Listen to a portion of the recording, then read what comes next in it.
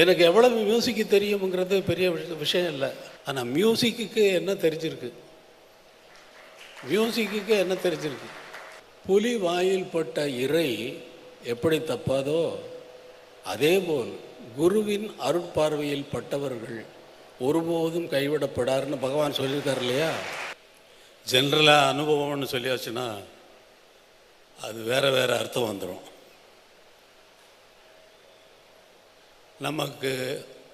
நம்ம எல்லாருக்கும் பகவானை தெரியுமா? ஆனால் உண்மையாகவே பகவானை தெரியுமா?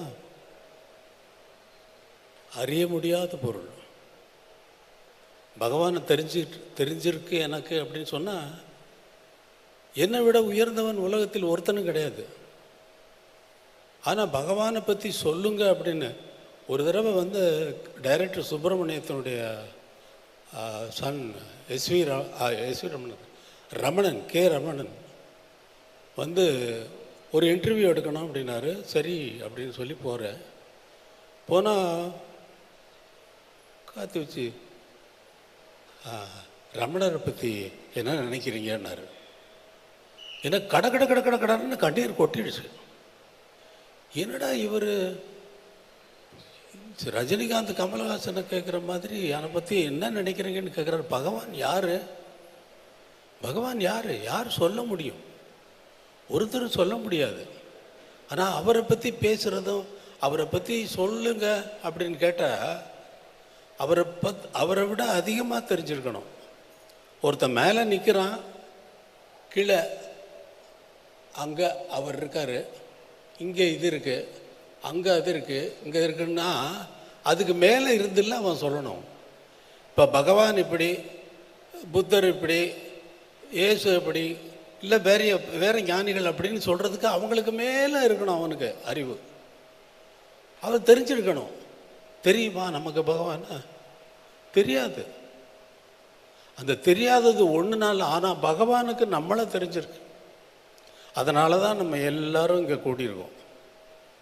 எனக்கு எவ்வளவு மியூசிக்கு தெரியுங்கிறது பெரிய விஷயம் இல்லை. ஆனால் மியூசிக்கு என்ன தெரிஞ்சிருக்கு, அதுபோல் பகவானை பற்றி பேசுகிறதுக்குங்கிறதுக்கு யோகியதை உடையவர்கள் இந்த உலகத்தில் இருக்கிறார்களா என்பது என்னுடைய கொஸ்டின், என்னுடைய அபிப்பிராயம். நான் தப்பாக இருக்கலாம், பேசுகிறோம் மற்றவங்களுக்கு இவர் பெருசாக யாருக்கும் யோகியதை இல்லைன்னு சொல்லி பகவானை பேசுகிறதுக்கு அப்படி சொல்லிட்டாரு இப்படி சொல்லிட்டாருன்னு சொல்லி கண்ணா பின்னான்னு எதையாவது எழுதலாம், எதையாவது டிவியில் பேசலாம். ஆனால் உண்மையாகவே யோகியதை இருக்குது என்னை பொறுத்தளவில் யாருக்கும் யோகியதை இல்லை. அது என்ன 16 வயசை நம்ம கடந்து வந்திருக்கோம். 16 வயசில் நம்ம என்ன பண்ணோம்னு நமக்கு தெரியாதா? 16 வயசில் தபத்தில் உட்காந்து கரையான் அரிக்க, உடம்பில் கரையான் அரிக்க. இப்போ ஒரு தவத்தில் இருக்கிறவங்க கரையான் அரிக்க பொறுத்து கொண்டார் அப்படின்னு ஜென்ரலாக தவத்தில் இருந்ததுனால அதெல்லாம் கண்டுக்கலை அப்படின்னு சொன்னால் எப்படின்னா, கரையான் அடிக்குது, வலி தெரியுது, இப்போ நம்ம தவத்தில் இருக்கோம், கண்டுக்கிட அப்படியே பொறுத்துக்கிட்டு இருந்தார் அவர். உடம்பே இல்லை பகவானுக்கு. பகவான் உடம்புலேயே வாழலை. உடம்பெல்லாம் நமக்கு வெறும் காட்சியாக நம்மளை காட்டி உடம்புலே இல்லை. பகவான் உடம்புலேயே வாழலை. அவர் என்னைக்கே மரணானுபவம் அவருக்கு ஏற்பட்டதோ அன்னைக்கே உடம்பு போயிடுச்சு. அண்ணாமலை சாமி கேட்குறாரு, பகவானே உங்களுக்கு காம உணர்வே வந்தது இல்லையான்னு. ஏண்டா எனக்கு தேகமே அப்பயே போயிடுச்சு, அப்புறம் எப்படிடா காமம், இதெல்லாம் எப்படிடா மற்ற சமாச்சாரங்கள்லாம் ஒன்றும் வராதுடாரு. நான் இங்கே உங்கள்கிட்ட பேசுகிறதுக்காக வரும்பொழுது என்ன பேசுகிறதுன்னு தெரியல. அதுக்காக நான் அப்பப்போ எழுதி வச்சுருந்த விஷயங்களை குறித்து வைக்க ஆரம்பித்தேன்.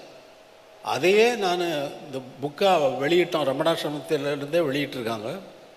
அதையே நான் உங்களுக்கு படித்தாலே பகவானை பற்றி பேசாமல் பேசினதாகும். ஏன்னா பகவானை பற்றி பேசுகிறதுக்கு தான் யோகியதை இருக்கிறவங்க யாரும் இல்லைன்னு நான் தான் சொன்னேன். எனக்கு மட்டும் அந்த யோகியதை இருக்கா என்ன? எனக்கும் இல்லை. அதனாலேயே பேசுகிறேன் நான். அதை ஒரு மனுஷன் ஒரு தடவை பகவான் கிட்ட அழுது புலம்பி கீழே விழுந்து அழுது புரட்டி, பகவானே என்ன மாதிரி பாவி இந்த உலகத்திலே யாரும் கிடையாது, எனக்கு பகவான் தான் எனக்கு ஏதாவது உபதேசம் பண்ணணும் அப்படின்னு. உபதேசமா? இல்லை, தட்சிணை கொடு அப்படின்னு கேட்குறாரு. தட்சிணையா? என்ன என்கிட்ட ஒன்றும் இல்லையே. ஒன்றும் இல்லையா? அப்போ தட்சிணை இல்லைன்னா உனக்கு உபதேசம் கிடையாது. இல்லை தட்சிணை கொடுக்கும். இல்லை.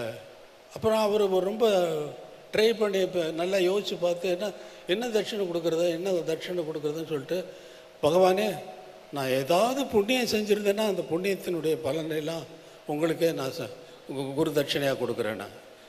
அது போதாது, இன்னும் கொடு. இன்னும் வேறு ஒன்றும் இல்லையே பகவானே கேட்டானே. இல்லை நீ பாவம் செஞ்சுருக்கியா? ஆமாம் பாவம் செஞ்சு, அதையும் கொடு, அந்த பலனையும் கொடு அப்படின்னு. பாவத்தின் பலனையும் புண்ணியத்தின் பலனையும் கேட்டு வாங்கிட்டு இப்போது உங்கள்கிட்ட கொடுத்துட்டேன்னு சொல்லிட்டான். சொன்ன உடனே இப்போ உங்கள்கிட்ட பாவமும் இல்லை புண்ணியமும் இல்லை, இப்படியே இருப்போ அப்படின்னு சொல்லி அனுப்பிச்சார்.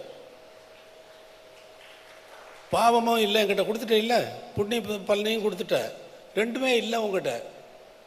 அதனால் நீ எப்படியே போனால் அந்த ஆள் போனவர் தான் திரும்பியே பகவானை பார்க்கவே இல்லை. அவருக்கு என்ன ஆயிருக்குங்க அப்படிங்கிறத நம்ம யோசனை பண்ணி பார்த்துக்கலாம். இப்போ நான் குறித்து வச்சதை அந்த புத்தகத்தில் இருப்பதை நான் கொஞ்சம் இங்கே உங்களுக்கு வாசித்து காட்டலாம் என்று இருக்கிறேன். ஸ்ரீ பகவானை அறியாத காலத்தில் அவரின் அமுத மொழிகளை குஞ்சு சுவாமிகள், அண்ணாமலை சுவாமிகள், ராமசாமி பிள்ளை அவர்கள் வாயிலாக கேட்கும் பொழுது, அடடா, அடே அப்பா, பகவான் எப்படியெல்லாம் சொல்லியிருக்கிறார் என்று ஆச்சரியத்தோடு உடம்பெல்லாம் கூச்சரியும். பின்னாளில் பகவான் சரிதையையும் உபதேச மொழிகளையும் வாசிக்கும் போது பளீர் என்று அறைவது போலும் மின்சார தாக்குதல் போல தூக்கி போடுவதும் அடிக்கடி நிகழும். எனக்கு அப்படி நிகழ்வுகளை என்னுள் ஏற்படுத்திய அந்த விஷயங்களை பகவானை அண்டி வந்தவர்களுக்கும் தெரியப்படுத்த வேண்டும் என்ற உந்துதலில்தான் நான் குறித்து வைத்த பகுதிகளை தொகுத்து இடையிடையே என்னுடைய அபிப்பிராயங்களையும் எழுதி வந்ததே ஒரு நூலாக இப்பொழுது வெளிவருகிறது. இந்த நூல் இதை வாசிக்கும் போது எனக்குள் ஏற்பட்ட அந்த உணர்வு மற்றவர்களுக்கும் வருமா என்பது எனக்கு தெரியாது. ஆனால் அப்படி வர வேண்டும் என்ற எதிர்பார்ப்பு எனக்கு அதிகமாகவே இருக்கிறது. எல்லோரின் வேண்டுகோளையும் ஏற்று நிறைவேற்றும் பகவத் அருள் இவ்வெளியனின் ஆசையும் நிறைவேற்றி தரும் என்று நம்புகிறேன். பகவத் அருள் துணை நிற்க. ஒருவன் எப்படிப்பட்டவனாக இருந்தாலும் எந்த நிலையில் இருந்தாலும் ஸ்ரீ பகவானை அறிந்த நொடியில் அவனுக்கு மிக முக்கியமாக தெரிந்ததெல்லாம் அதன் முக்கியத்துவத்தை இழந்துவிடும். இது நான் தனியாக எழுதி வச்சது. ஸ்ரீ பகவான் தனியாக என்ன உபதேசம் செய்தார் என்று கேட்காதே. அவர் இப்பூமியில் வாழ்ந்ததே மிகப்பெரிய உபதேசம். அவர் ஒரு உடல் எடுத்து வந்ததே மனித குலத்துக்கும் அனைத்து உலக உயிர்களுக்கும் ஒரு அருட்கொடை, வரப்பிரசாதம். ஸ்ரீ பகவானின் அடியார்கள் பகவானை அறிந்து அதன்பின் அவரிடம் செல்லவில்லை. ஸ்ரீ பகவானே தன்னை அவர்களுக்கு அறிவித்து அவர்களை தன்வசம் இழுத்து கொள்ளுகிறார். அவரை அவர்கள் தேடுவதற்கு முன்னாலேயே வழிநடத்தி சென்றிருக்கிறார் என்பதை அவர்கள் பின்னால் உணர்வார்கள். என்னை நான் மூகாம்பிகை பக்தனாக இருந்தேன், ரொம்ப தீவிரமான பக்தனாக இருந்தேன். என்னை கண்டு நான் அப்போ மியூசிக் டைரக்டராகிட்டேன். மூகாம்பிகை சந்தித்த ஒரு 6 வாரத்தில், அதற்கு முன்னாலே நான் ஜி.கே. வெங்கடேஷ் அவர்களிடம் எத்தனையோ 200 படங்களுக்கு மேலாக வேலை செய்து உதவியாளனாக பணி புரிந்திருக்கிறேன். எங்கேயோ மைசூருக்கு கச்சேரிக்கு போகிற நேரத்தில் மூகாம்பிகை கோயிலுக்கு போக வேண்டிய சந்தர்ப்பம் ஏற்பட்ட நேரத்தில் முதல் மூகாம்பிகை கோயிலில் முதல் அடி எடுத்து வைக்கிறேன். நெஞ்சில் ஒரு மின்னல் போல ஒரு தாக்குதல். நெஞ்சில்னா இதயத்தில், நெஞ்சில் இல்லை இதயத்தில் மின்னல் போல ஒரு தாக்குதல் ஏற்பட்டது. அதற்கு முன்னால் என்னுடைய வாழ்வு எப்படி போய் கொண்டிருந்தது என்றால், ஜி.கே. வெங்கடேஷிடம் ஒர்க் பண்ணுறதுக்கு முன்னாடி அண்ணனோட இசை நிகழ்ச்சிகளில், அதாவது அவர் கம்யூனிஸ்ட் பிரச்சார பாடல்கள் பாடுகிறவர், அவரோடு சேர்த்து அங்கே தான் எனக்கு இசையே ஆரம்பமானது. அந்த அந்த கச்சேரிகளில் ஹார்மோனியம் வாசித்து வாசித்து வாசித்து அதற்கு பின்னால் தான் இங்கே வந்து இசையை கற்றுக்கொள்ள வேண்டும், முறைப்படி கற்றுக்கொள்ள வேண்டும் என்பதற்காக நான் சென்னை வந்தேனே ஒழிய வேறு மியூசிக் டைரக்டர் ஆகணுங்கிற எண்ணமெல்லாம் அப்போ கிடையாது. இங்கே வந்து இசையை கற்றுக்கொண்டு அப்புறம் ஜிகே வெங்கடேஷில் போயிட்டு அதுக்கப்புறம் தான் வந்து இந்த கம்யூனிசம் மேடைகளில் பாடுற பொழுது அவங்க பகுத்தறிவு வாதங்களை ஒட்டியும் பேச மாட்டார்கள், வேறு அதற்கு எதிர்ப்பாகவும் பேச மாட்டார்கள். அந்த மாதிரியான பிரச்சார பாடல்களில் பங்கு பெற்றதனால் அந்த தாக்கம் வந்து நிறைய இருந்தது. அது ஜிகே வெங்கடேஷ் வேலை பண்ணிகிட்டு இருந்தாலும் எப்படி நம்முடைய ஆரம்ப காலம் எப்படி இருந்ததோ அது எப்படி சீக்கிரமாக மறையாது. அந்த வடு வந்து மேலே போட்டு அழுத்திட்டு இருக்கோம். உள்ளே மூகாம்பிகை கோவிலுக்குள்ளே ஃபஸ்ட்டு ஸ்டெப் எடுத்து வைக்கிறேன், நெஞ்சில் மின்னல் போல ஒரு தாக்குதல். சரி, கடவுள் இல்லை, வேற ஒன்றும் இல்லை, இது என்னது உள்ளே வந்து ஏதோ ஒன்று வருதே, இது என்னதுன்னு சொல்லி இந்த கேள்வி ஓடிக்கிட்டே இருக்குது. கோயிலை அப்படி சுற்றி வலம் வர்றேன், கோயிலை சுற்றி பிரதட்சிணமாக வந்து முடிகிறதுக்குள்ளே மூகாம்பிகை வந்து நல்லா வந்து இதயத்தில் ஃபுல்லாக ஆக்குப்பை பண்ணி ஃபுல்லாக நிறைஞ்சிட்டான். அதுக்கப்புறம் திரும்பி வந்தால் அப்பொழுது என்னுடைய ஆசை வந்து என்ன இருந்ததுன்னா, ஜிகே வெங்கடேஷ் வேலை செய்யும் பொழுது நான் அப்போ தனியாக உட்காந்து ஆர்கஸ்ட்ரேஷன்ஸ் அது இதெல்லாம் எழுதிட்டு வச்சுருப்பேன். அந்த மாதிரி வெளிநாடுகளில் நடக்கிற மாதிரி ஒரு 75 பேர் ஆர்கெஸ்ட்ராவை வச்சுட்டு ஒரு மியூசிக்கல் ப்ரோக்ராமாக பண்ணணும், பாட்டுக்கிட்ட எதுவுமே இல்லாமல் வெறும் மியூசிக்காக ப்ரெசென்ட் பண்ணணுங்கிறதுக்கு ப்ராக்டிஸ் பண்ணிகிட்டு இருந்தேன். ப்ராக்டிஸ் பண்ணி ஃபுல்லாக கம்ப்ளீட்டாக நோட்ஸ் எல்லா நம்பரையும், சவுண்ட் ஆஃப் மியூசிக், மொசார்ட்னுடைய சிம்பனி, பீட்டில்ஸுடைய சாங்ஸு, இந்த மாதிரி ரொம்ப அப்போ பாப்புலராக இருந்த வெஸ்டர்ன் நம்பர்ஸ் எல்லாத்தையுமே ஆர்கஸ்ட்ரேட் பண்ணி, என்னுடைய ஆர்கஸ்ட்ரேஷன் பண்ணி எல்லாருக்கும் எல்லா இன்ஸ்ட்ருமெண்ட்டுக்கும் தனித்தனியாக எழுதி வச்சு மியூசிஷியன்ஸ்கிட்ட போய் நான் வந்து கேட்குறேன், இப்போ ஆர்கெஸ்ட்ரா வேணுமே எனக்கு. அப்போ இருந்த மியூசிஷியன்ஸ் எல்லாம் பார்க்குறதுக்கே பயமாக இருக்கும். ஃபஸ்ட்டு ரெக்கார்டிங் நான் கிட்டார் எடுத்துகிட்டு போயிட்டு உட்காரும் பொழுது அப்படி மியூசிஷியன்ஸ் வருவாங்க, அவங்கள பார்த்தாலே பயமாக இருக்கும். அவ்வளவு பேர் உணவுங்க, அவ்வளவு திறமை மிகுந்தவர்கள். அடேடேப்பா, ஃபிலிப்ஸா கிட்டாரா, ஐயோ அவர் பிரமாதமாக இருக்குமே அப்படின்னு அவரை நேரடியாக சந்திக்கக்கூடிய வாய்ப்பு ஏற்படுது. எல்லாம் வர்றாங்க, பார்க்குறாங்க. நான் கிட்டார் எடுத்துகிட்டு அன்னைக்கு தான் ரெக்கார்டிங் போனால் என்னை மேலும் கீழும் இப்படி பார்க்குறாங்க, எனக்கு கை காலெலாம் உதறுது. ஆனால் யாரை வந்து ஹீரோ அந்த நேரத்தில் வந்து கிட்டார் வாசித்தா அவர் தான் ஹீரோ. விஸ்வநாதன் சாருக்கு வாசிக்கிறவர் அவர் தான், ஃபிலிப். அவர் கூட வந்து என்னை ஜிகே வெங்கடேஷ் வந்து ஃபஸ்ட்டு ரெக்கார்டிங்கில் ஒரே மைக்கில் 2 பேரையும் உட்காந்து வச்சுட்டாரு. எனக்குன்னா ஒரே ஒரு நடுக்கமாக இருக்குது. அவர் கேட்குறாரு, என்ன சாங்கு இது அப்படின்னு. ஏன்னா சாங்கு நான் அசிஸ்டண்ட்டாக இருக்கிறதுனால சாங்கு சொல்லி ஆகணும். சாங்கு சொல்கிறப்போ, நீ சாங்கு கார்டெல்லாம் மார்க் பண்ணியிருக்கியா? நான் போட்டிருக்கேன் நான். அது சொல்லு அப்படின்னா, அதே வாசிடலாம் அப்படின்னு சொல்லிட்டு அதே வாசிக்கலாம்னு சொல்லிட்டு 2 பேரும் மைக்கில் ஒரே மைக்கில் உட்காந்து வச்சு வாசிக்க வச்சார். அப்படி இருந்த நேரத்தில் நான் வந்து எல்லா மியூசிஷியன்ஸும் பார்த்தாலே பயந்து விட்டுருக்கக்கூடிய நான் என்னுடைய ஆர்கஸ்ட்ரேஷனை வாசிக்கிறதுக்கு பெஸ்ட் மியூசிஷியனை செலக்ட் பண்ணணும்னு சொல்லி எல்லாரையும் செலக்ட் பண்ணி தனித்தனியாக அப்ரோச் பண்ணுறேன்.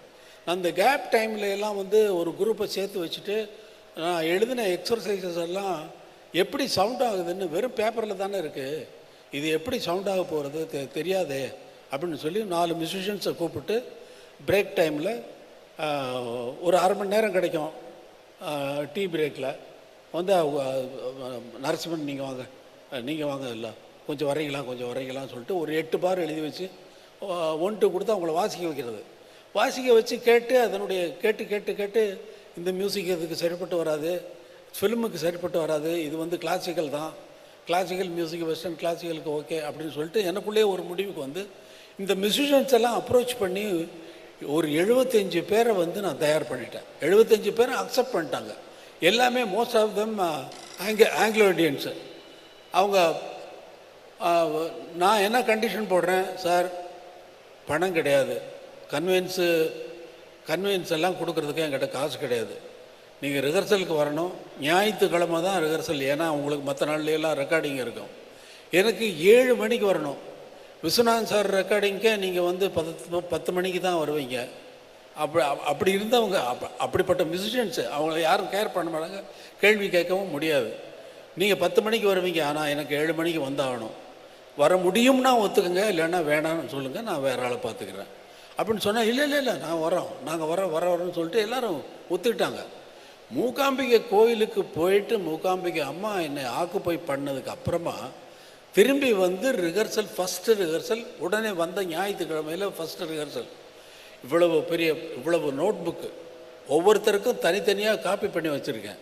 எல்லாருக்கும் ஸ்டாண்டில் மியூசிக் போட்டு ஒரு கல்யாண மண்டபம் ஃபிக்ஸ் பண்ணி தூக்கி வச்சு நோட்ஸ் எல்லாம் ஃப்ரண்டில் ஸ்டாண்டில் வச்சு எல்லாம் ரெடி பண்ணிவிட்டு, ரெடி சார் பார்க்கலாமா, கரெக்டாக எல்லோரும் 7 மணிக்கு வந்துட்டாங்க. சர்ச்சுக்கு போகணும், சர்வீஸ் இருக்குது, இதெல்லாம் சொல்லக்கூடாதுன்னெல்லாம் கண்டிஷன்ஸ் போட்டிருக்கேன். அப்படியே வந்துட்டாங்க. வந்தால் எனக்கு ஆச்சரியமாக இருக்குது. இவ்வளோ விஸ்வநாத் சார் ரெக்கார்டிங்க்கு 10:30 மணிக்கு தானே வருவான் அவன், இந்த ஆள் இப்படி வந்துட்டான் 7 மணிக்கே வந்துட்டான்னு சொல்லிட்டு வாங்க வாங்க வாங்க ரொம்ப சந்தோஷமாக கொண்டு வந்து எல்லாத்தையும் உட்காத்தி வச்சு 1 2 3 4 ஃபஸ்ட்டு நோட்டு வாய்ச்சாங்களோ இல்லையோ, அவங்களே எடுத்து பார்க்குறாங்க, பக்கத்தில் இருக்கிற அப்படி பார்க்குறாங்க, what is this man, what is this அப்படின்னு சொல்லி ஒரு ஆச்சரியத்தோடையே அந்த மியூசிக்கெல்லாம் வாசிக்கிறாங்க. வாசிச்சுட்டு அப்புறம் அடுத்த மியூசிக் பார்க்கலாமான்னு சொன்னால் ஒன்ஸ் மோர் கேட்குறாங்க. இன்னொரு தடவை பார்க்கலாமேன்னு, சரி இன்னொரு தடவை பார்க்கலாம்.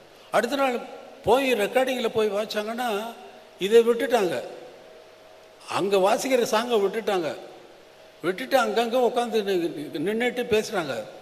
What man this Raja has done, what music we are playing here, go and listen to Raja அப்படின்னு பேச ஆரம்பிச்சிட்டாங்க. இந்த மாதிரியான ஒரு அற்புதங்களை வந்து மூகாம்பிகை நடத்தினா, நான் மூகாம்பிகை பக்தனாக இருந்தேன். 6 ரிஹர்சல் நடத்தினேன், 6க்கு மேலே 10 ரிஹர்சல் நடத்தினா நான் கச்சேரி பண்ணியிருக்கலாம், நடத்த விடலை. 6 ரிஹர்சல் பண்ண உடனே அன்னக்கிளி படம் வந்துருச்சு, படத்துக்கு மியூசிக் போட இந்த பக்கம் வந்தாச்சு, நான் ஒதுங்கிட்டேன், வந்தால் நடக்கலை. அங்கே இப்போ அப்புறம் வந்து மூகாம்பிகை பக்தனாக வந்து ரொம்ப ஜாஸ்தி ஆயிடுச்சு எனக்கு. அம்மா தாயே, உனைத்தோட நீ தந்த ஒரு பிறப்பு தன்னை தொழுது தான் கிடப்பது, நான் என்னையே தொழுதுட்டு கிடக்கிறேன், உன்னை தொழுறதுக்காக தானே இந்த பிறப்பை நீ எனக்கு கொடுத்த அப்படின்னெல்லாம் எழுதியிருக்கேன். இப்போ 3 குழந்தைகள் 3 உசுரர்களை வேறு இந்த உலகத்தில் எழுத்து விட்டேன், ஒன்று பூஜை பண்ணுறதுக்காகவே எனக்கு இன்னொரு ஜென்மம் கொடுன்னு சொல்லி மூகாம்பிகிட்ட வேண்டிக்கிட்டு இருந்த காலம் அது. அந்த ஒரு 6 வருஷம் வந்து ஃபுல்லாக பக்தியில் என்னை கண்டாலே வந்து எல்லாரும் இண்டஸ்ட்ரியில் வந்து பயப்படுவாங்க, பயப்படுவாங்க. அது எப்படி ஏற்பட்டதுன்னு சொல்ல, நான் வந்து ஒன்றும் யாரையும் வந்து எதுவுமே சொல்கிறதில்ல, அவங்களாம் வருவாங்க பேசாமல் இருப்பாங்க. அதுக்கு முன்னாடி வந்து ரெக்கார்டிங்கிலாம் கச்சா முச்சான்னு பேசிக்கிட்டு இருப்பாங்க, ஒருத்தன் ஜோக் எடுத்துருப்பான், ஒருத்தன் சிரிச்சிட்டு இருப்பான், இன்னொருத்தன் வந்து அந்த படம் பார்த்தியா இது பார்த்தியா என்னென்னமோ பேசிகிட்டு இருப்பாங்க. வாங்க ரிஹர்சலுக்கு வாங்கன்னா கூட்டம் ஒருத்தர் வரமாட்டாங்க, ரொம்ப நேரம் ஆகும். அது வந்து செட் ஆகிறதுக்கு ஒரு 1/2 மணி நேரம் ஆகும். ஆனால் அந்த மூமெண்ட் நான் மியூசிக் டைரக்டர் ஆகிட்டு எல்லோரும் உட்காந்து அதே மாதிரி பேசிகிட்டு இருப்பாங்க. நான் என்டர் பண்ணேன்னா கப் சிப்புன்னு சைலண்ட் ஆகும். நான் ஒன்றும் சொல்லலை, சைலன்ஸ் சொல்லலாம், ஒன்றுமே சொல்லலை. அது ஆட்டோமேட்டிக்காக அது தெய்வத்தினுடைய அருள்னு தான் சொல்லணும், வேறு ஒன்றுமே இல்லை. அது அப்படிப்பட்ட நேரத்தில் இந்த பூஜையெல்லாம் நிறையா போயிட்டுருக்கேன். அம்மா வந்து 3 குழந்தைகளே வேறு நான் அந்த உலகத்தில் எழுத்து விட்டேன், அவங்க என்ன பாடுபட போகுதோ, இந்த மாதிரி ஒன்றை தொழுறதுக்காக நீ எனக்கு ஒரு பிறப்பை தந்தாகணுன்ற போது போயிட்டுருக்கு. அப்படியே இந்த ஆன்மீக அன்பர்களோட கொஞ்சம் டச்சில் வர்றப்போ வந்து அவங்க வந்து சொன்னாங்க, குரு இல்லாத இது வந்து சித்திக்காது அப்படின்னு சொன்ன உடனே இப்போ குரு வேணுமென்னு சொல்லிட்டு கரெக்டாக 1980 போகிறேன். அம்மாட்ட போய் முதல் தடவையாக எனக்கு ஒன்று வேணும்னு கேட்டது வந்து அதுதான், அம்மா எனக்கு ஒரு ஞான குரு வேணும். வீட்டுக்கு வர்றேன், ஒரு சின்ன புக்கு கையில் கிடைக்கிது, அது இந்த form of question and answer with Bhagavan. Question and answer, ஒரு சிஷ்யர் சீடர்கள் கேட்ட, அன்பர்கள் கேட்ட கேள்வி, பகவானுடைய பதில். அதில் முதல் கேள்வி, மனிதன் தன் அறிவால் அடைந்து அனுபவிக்கத்தக்க உயர்நலன் யாதுன்னு. இந்த கேள்வியை படிக்கிற இந்த ஸ்பேஸ் ஆஃப் டைம் இருக்கு இல்லையா, மனிதன் தன் அறிவால் அடைந்து அனுபவிக்கத்தக்க உயர்நலன் யாது, உயர்ந்த இன்பம் எது அப்படிங்கிறது கேள்வி. இந்த கேள்வியை படிக்கிற நேரத்தில் எனக்கு எப்படி விளங்குதுன்னா, அதே ஸ்பேஸ் ஆஃப் டைமில், டேய் உனக்கு கண்ணு இருக்குது, கண்ணு பார்க்குறதுக்கு அழகான காட்சிகள் இருக்குது, காது இருக்குது, கேட்குறதுக்கு எத்தனையோ இன்பமான மியூசிக் இருக்குது, உடல் இருக்குது, இந்த உலக சுகங்களை அனுபவிக்கிறதுக்கு எவ்வளவோ இருக்குது, நாக்கு இருக்குது, வாய் இருக்குது, மூக்கு இருக்குது, சுவாசிக்கிறதுக்கு உனக்கு நிறைய நறுமணங்கள், மலர்களுடைய மனங்களும் அதுவும் இதுவும் இருக்குது, நாக்கு சுவைக்கிறதுக்கு எத்தனையோ உணவு வகைகள் இருக்குது, சுவையான இருக்குது. ஆனால் உனக்கு அறிவுன்னு ஒன்று இருக்கே, அதனால் அடையத்தக்க இன்பம் எதுன்னு இல்லை இந்த கேள்வி கேட்குது அப்படின்னு சொல்லி, அந்த கேள்வியை படிக்கிற நேரத்திலே இவ்வளவு அர்த்தம், இவ்வளவு விளக்குனா இவ்வளவு வர்ற மாதிரியான அர்த்தம் எனக்கு புரியுது. இந்த மனிதன் தன்னை அறிவால் அடைந்த அனுபவிக்கத்தக்க உயர்ந்த இன்பம் எது அப்படி, அவ்வளோதானே. இதை படித்தா எவ்வளோ நேரம் ஆகும்? இந்த நேரத்தில் இவ்வளவு பெரிய விளக்கம் கொடுக்க வேண்டிய, இவ்வளவு நேரம் எடுத்துகிட்டு விளக்கம் கொடுக்க வேண்டிய அர்த்தம் எனக்கு புரியுது. புரிஞ்ச அடுத்த பதில் உடனே ஆத்ம ஞானமே, சிம்பிளாக. அது அடையத்தக்கதல்ல. புதிதாக எப்போதாவது நீ அடைவதாக இருந்தால் அதை எப்போதாவது நீ இழக்க வேண்டியது வரும். அதனால் ஆத்ம ஞானம் இங்கேயே இப்பொழுதே இருக்கிறது அப்படின்னாரு. பலார்னு அரைஞ்ச மாதிரி இருந்தது. இங்கே இருக்கா, இப்போ இருக்கா, இப்போ ஆத்ம ஞானம் இருக்கான்னு என்னை பிடிச்சிருந்த அத்தனையும் விலகிருச்சு. அடுத்த கேள்வி என்னுடைய கேள்வி தான். கேட்கப்பட்ட கேள்விகள் அனைத்தும் என்னுடைய கேள்விகள். அப்படியானால் ஒரு கிரகஸ்தன் ஆத்ம ஞானம் அடைய முடியுமா? உன்னை ஏன் கிரகஸ்தன் என்று எண்ணிக்கொள்கிறாய்? நீ வீட்டை துறந்து காற்றுக்கு போனாலும் காட்டில் உன் மறந்து வீட்டைத்தான் நினைத்து கொண்டிருக்கும். அதைவிட காட்டிலிருந்து வீட்டை நினைத்து கொண்டிருப்பதை விட வீட்டிலிருந்து இறைவனை நினைக்கலாமே அப்படின்னாரு. 2வது அறம் இந்த பக்கம், இந்த கணத்தில். அவ்வளவுதான், முடிஞ்சு போச்சு, கதையை முடிச்சிட்டாங்க. அப்படி பதில் சொல்லி அப்படித்தான் பகவான் என்னை இழுத்தாரே தவிர நான் பகவானை தேடி ஒரு காலும் போனதில்லை. அப்படியே ஒவ்வொரு பக்தர்களுக்கும் இப்படித்தான் நடந்திருக்குமே தவிர, புலி வாயில் பட்ட இறை எப்படி தப்பாதோ அதேபோல் குருவின் அருட்பார்வையில் பட்டவர்கள் ஒருபோதும் கைவிடப்படாருன்னு பகவான் சொல்லியிருக்கார் இல்லையா? அதனால் பகவான் என்னை இழுத்தாரே தவிர நான் பகவானை தேடி சரணடையவில்லை. பகவான் என்ன சரணடைய வச்சுட்டாரு, அது வேற விஷயம். அதுதான் உண்மை. இறையா புலி வாயில் போகுது, புலி தானே இறைய பிடிக்குது. அதனால பகவான் புலி, அவர் இறைய பிடிச்சிட்டோம். நம்மெல்லாம் பகவானுக்கு இறைகள் போல தான் எல்லாம். இங்கே கூடியிருக்கீங்கன்னா பகவானுடைய இந்த பேரை கேட்குறதுக்கே புண்ணியம் பண்ணியிருக்கணையா? பகவான் என்று சொல்வதற்கே எவ்வளோ புண்ணியம் பண்ணியிருக்கணும். ஆனால் நம்ம பாவம் பண்ணியிருக்கோம். பாவம் பண்ணதுனால இந்த புண்ணியத்தை நாம் அடைய வேண்டியது இருக்கிறது. பாவம் பண்ணாதவனுக்கு எதுக்கு புண்ணியம் என்ன செய்யும்? பாவம் பண்ணலைன்னு வச்சுக்கு புண்ணியம் வருமா? புண்ணியத்தை தேடுவானா அவன்? புண்ணியத்தை தேடுவதனால தான் பகவானை நாம் தேடிக்கொண்டிருக்கிறோம், இன்னமும் தேடுகிறோம். தேட தேட தேட தேட காண கிடைக்காத பெருமான் என்று நான் பாடினேன். காண கிடைக்காத பெருமான் பகவான் இந்த உலகத்தில் எத்தனையோ அதிசயங்கள் இருக்குது அப்படின்னு உலகமெல்லாம் சொல்கிறாங்க, ஊரெல்லாம் சொல்கிறாங்க. அதெல்லாம் கிடையாது. ஒரே ஒரு அதிசயம், ஒரே ஒரு அற்புதம் இந்த உலகிலே பகவான் தான். அதுதான். புத்தகத்தை படிக்க வந்தவன் சொந்த என்னென்னமோ பேசிட்டேன். தவறாக இருந்தால் தவறு இல்லை, பகவானை பற்றி பேசுகிறதுல என்ன தவறு?